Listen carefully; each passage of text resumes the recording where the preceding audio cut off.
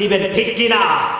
কোরআনের বিজয় হবে, আগামীর বিজয় কোরআনের বিজয়, আগামীর বাংলাদেশ কোরআনের বাংলাদেশ, আগামীর বাংলাদেশ ইসলামের বাংলাদেশ, আগামীর বাংলাদেশ মুসলমানের বাংলাদেশ।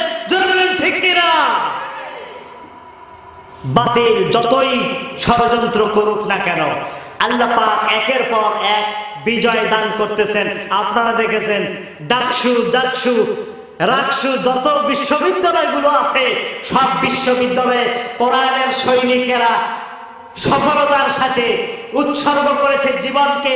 তারা চেষ্টা করেছে কোরআনের বিজয়কে উদ্দিন করার জন্য, সর্বাত্মক চেষ্টা করে আজকে পর্যন্ত জগন্নাথ বিশ্ববিদ্যালয়ে কোরআনের সৈনিকদের চেষ্টায়, তাদের প্রচেষ্টায় কোরআনকে বিজয় করার জন্য তাদের প্যানেলকে জয়যুক্ত করে দিয়েছেন মহান রব। কে বিজয়? কার? আল্লাহ। হবে আমাদের টুডে অর টুমরো আমাদেরকে কোরআনের পক্ষে থাকতে হবে, ঠিক কিনা? কোরআনের বিপক্ষে অবস্থান নিবেন। ফেরাউন, নমরুদ যে রাস্তা কোরআন নিক্ষিপ্ত হয়েছিল, তাদেরকে কেউ নাম নিশানা নেয় না, তাদের জন্য দোয়া করে না। ইয়াজিদ যতই সেই সময়ের ইতিহাসে রাসূল সাল্লাল্লাহু আলাইহি ওয়াসাল্লামের দৌহিত্রকে, তার নাতির নাতকুরদেরকে খতম করেছে, সেই সময় সাময়িক বিজয় অর্জন করলে কিয়ামত পর্যন্ত ওই ইয়াজিদের নামে কেউ নাম রাখতে চায় নাকি?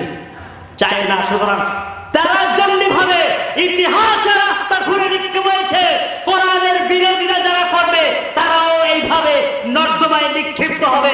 বিজয় আল্লাহ পাক করবেন, কোরআনের বিজয় করবেন, ইসলামের বিজয় করবেন, মুসলমানদের বিজয় করবেন। চিল্লা বলেন ঠিক কিনা? করবেন। এজন্য আমাদেরকে কোরআনের পক্ষে থাকতে হবে। আমরা রাজি আছি ইনশাআল্লাহ?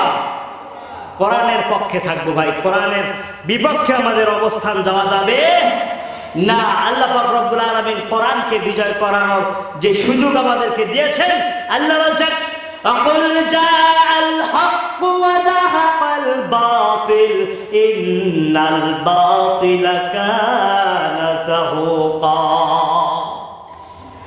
আল্লাহ বলছেন তোমাদের সামনে সত্য সমাগত, মিথ্যা বিদূরিত। আর মিথ্যা অবশ্যই বিদূরিত হবে, কারণ কোরআনের আলোকে কখনোই ফুৎকার দিয়ে নিভিয়ে দেওয়া যায় না।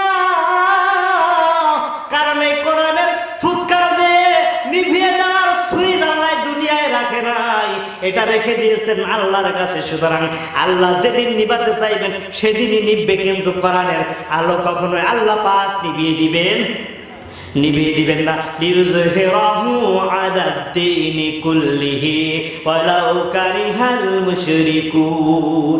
মুশরিকরা যতই চেষ্টা করবে ফুৎকার দিয়ে নিভিয়ে দিবে, পারবে না। আল্লাহ পাক রব্বুল আলামিন কোরআনের বিজয় অবশ্যই দিবেন। বিশ্বনবী সাল্লাল্লাহু আলাইহি ওয়াসাল্লাম মক্কা বিজয় করলেন। মক্কা বিজয় করার পরে বিশ্বনবী সাল্লাল্লাহু আলাইহি ওয়াসাল্লাম মক্কা বিজয়ের সময় সমস্ত মানুষের ঘরে ঘরে সংবাদ পৌঁছায় দিলেন যে লোকটা আবু সুফিয়ানের ঘরে থাকবে তারা নিরাপদ, যারা কাবার কাছে থাকবে তারা নিরাপদ। বিশ্বনবী সাধারণ ক্ষমা ঘোষণা করে দিলেন। এটা সাধারণ কোনো ক্ষমা নয়, আল্লাহর পক্ষ থেকে বিশেষ একটা মেসেজ, একটা বার্তা আল্লাহ পাক রব্বুল আলামিন বিশ্বনবীর মাধ্যমে পৌঁছে দিয়েছেন।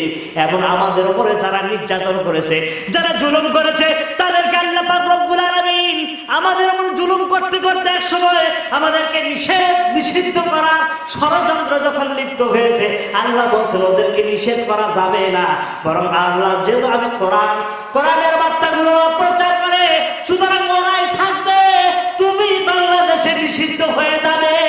ঠিক কিনা? নিষিদ্ধ হয়েছে কিনা?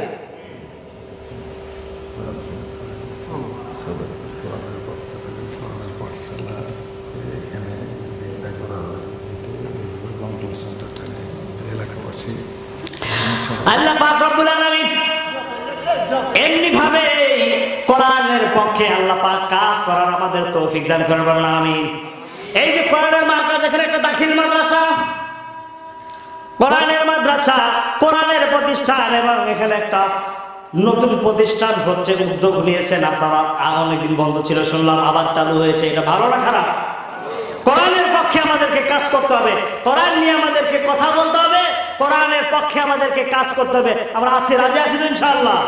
আমরা সর্বশেষের দিকে, রাত অনেক হয়ে গেছে, আমি শেষের দিকে মা বোনদের বিষয়ে কয়েকটি কথা বলবো। হাদিস একটা উল্লেখ করেছিলাম, বিশ্বনবী সাল্লাল্লাহু আলাইহি ওয়াসাল্লাম বলেছেন, ইজা সাল্লাতিল মারআতু খামসাহা, মহিলা মা বোনদের জন্য বলতেছেন, আল্লাহ পাক রব্বুল আলামিন বলছেন, ইজা সাল্লাতিল মারআতু খামসাহা, মাত্র 4টা কাজ করলে জান্নাতে যেতে পারবে। মা বোনেরা কান লাগান, আপনারা মাত্র 4টা কাজ করলে জান্নাতে যাবেন। কয়টা? 4টা। একদম সহজ করে দিয়েছেন মা বোনদের জন্য। এতক্ষণ বিশ্বনবীর জীবনী থেকে যে কয়টা কথা বললাম, সিরাতের ঘটনায় আপনারা পড়বেন, একটু পড়াশোনা করবেন। মেরাজের ঘটনা এখন উলামায়ে কেরামের সামনে ইমামের বক্তব্যে আপনারা শুনতে পাবেন। এই মাসটা হচ্ছে মেরাজের মাস।